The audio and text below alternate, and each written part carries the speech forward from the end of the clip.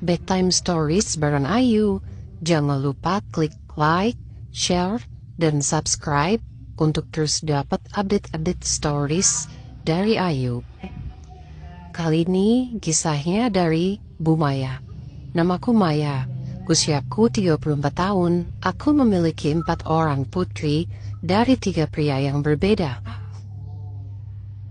Masa laluku memang kelam. Namun saat ini aku telah setia dengan 1 orang pria yang menemaniku apa adanya. Masalah justru bermula dari putri pertamaku bernama Nadia. Putriku yang berusia 15 tahun saat itu ternyata sedang mengandung tanpa tahu siapakah ayah kandungnya. Duniaku runtuh saat itu. Setelah dikeluarkan dari sekolah, Nadia aku larang keluar dari rumah. Walaupun tentu saja tetangga sudah banyak bergunjing, fokusku saat ini hanya kesehatan putri dan cucu dalam kandungannya. Suamiku saat itu tidak terlalu peduli karena Nadia juga tidak pernah menganggapnya sebagai pengganti sosok ayah kandungnya. Setiap harinya aku memperlakukan Nadia penuh perhatian, tapi dia tetap bergeming dan tidak mau memberitahu siapa ayah kandungnya.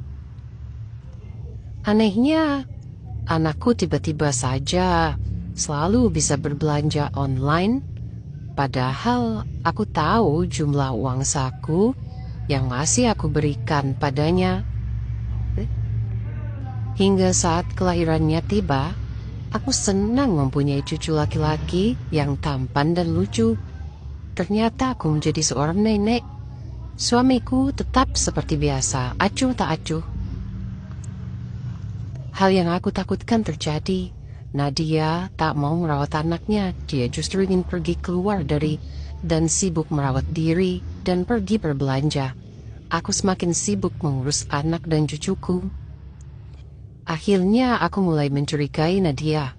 Aku memutuskan memeriksa HP dan kaget ketika mengetahui saldo rupiah di akun pembelanjaan online-nya cukup banyak, melebihi saldo tabunganku.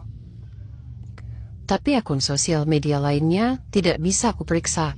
Sampai ketika Nadia pergi keluar malam hari, aku nekat mengikutinya saat dia naik kendaraan online. Terkejutlah aku saat tahu Nadia turun di sebuah hotel.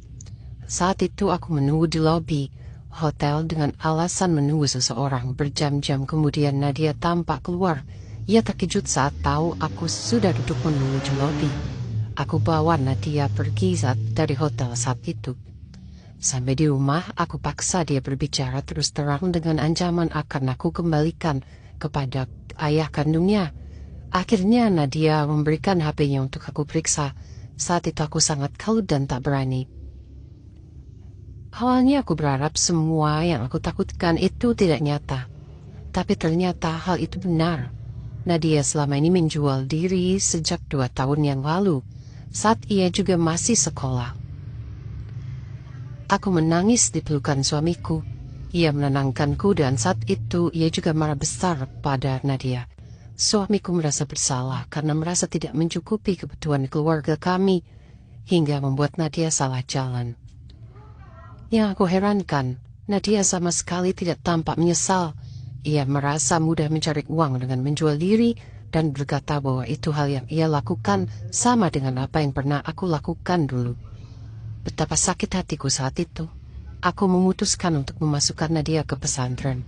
Tentu saja Nadia menolak, dan saat ini ia kabur entah kemana. Aku hanya bisa pasrah dan menyesali hidupku. Aku merasa gagal menjadi tempat yang aman untuknya.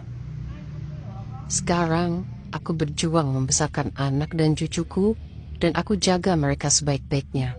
Aku tetap berdoa agar dimanapun Nadia berada, ia selalu ingat akan keluarganya. Aku akan selalu menunggu putri kesayangan.